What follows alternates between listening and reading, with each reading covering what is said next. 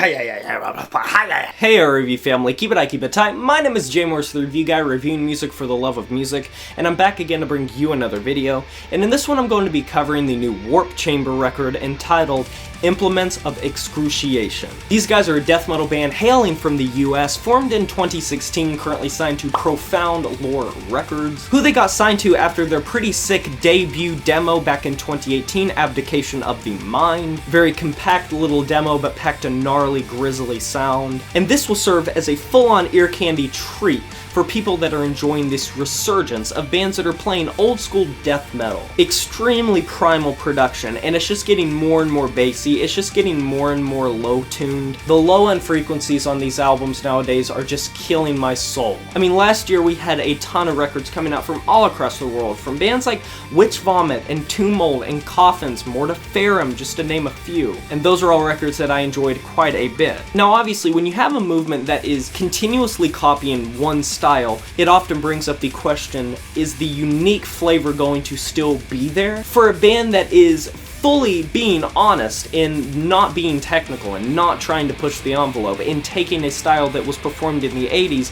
and just performing it nowadays with an intensity from nowadays, while still simultaneously trying to sound like those old school bands. Your Deaths, your Autopsies, your Obituaries, your Morbid Angels, your Possess, and the list can go on and on and on. And whereas a lot of those 80s bands featured more shrieked vocals, vocals that sounded more akin to what you got from thrash metal, since that was such a gigantic influences on records like Seven Churches from Possess or Scream Bloody Gore from Death, a lot of the bands nowadays are opting for more of a deep guttural growl sound, and Warp Chamber is no different. They opt for a super compact 30 minutes, it doesn't even get close to the 31-minute mark, it's just 4 tracks long, which obviously though does mean that the tracks do run long. I don't think this is super distracting, considering once again, in the vein of old school bands, and I'm sorry to bring up the old school so much, but this is literally a genre that is taking every single cue from that. A lot of those bands like to run shorter track listings, didn't want to make it super long or super long-winded or super overwrought. And pretty much I feel a lot about this record that I did records like Tomb Mold and Witch Vomit, and currently,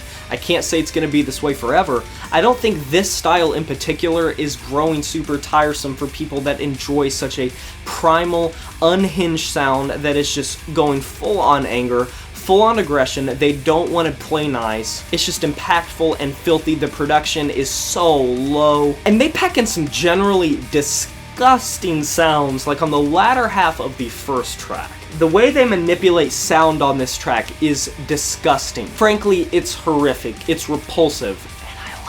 And I'm gonna be honest, I think this record has even more of a gruesome sound than some of those records that I was talking about earlier. Like, I would say I like this more than the Witch Vomit record. I think it's on par with the Tomb Mold record, which I gave a really good score to. Now, with that being said, I feel like I'm smart enough, and a lot of other people are smart enough to understand that this style is being worn out. No one can deny that. Bands are just kind of squeezing the water out of the sponge and over and over and over, and they're not giving it time to refill as you're being hit with all these bands that are playing in this old style. And yes, while I did really enjoy this record, I think it's a kick-ass death metal record, one of the best I've heard in a bit, I do think that it worries me a little bit. As someone that consumes a lot of music, probably more than the average person on a month-to-month basis, and that gets hit with a lot of releases in many genres, mostly in the extreme metal vicinity, specifically death metal and black metal and doom metal and metalcore. In the wake of all these bands I'm hearing that are replicating this old formula, of course it worries me sometimes if this is going to be problematic in the future. And that isn't pessimism, that's just realism, and I still like this record. I don't care!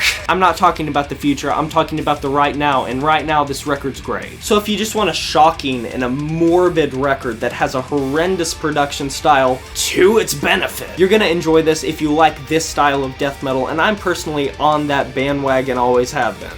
Otherwise, I'm going to be giving this album a 7 out of 10, and that is a wrap. Whew! Have you heard this new Warp Chamber record, Implements of Excruciation? If you have, let me know in the comment section below what you thought about this record. I would love to discuss it with you. Be sure to stay for the end screen and links to videos that you might be interested in. Like this video if you enjoyed it, subscribe to join the review family today, and smash that notification bell to be notified of my future uploads. You know who it is. My name is Jay Morris, the review guy, and I'm signing off saying farewell.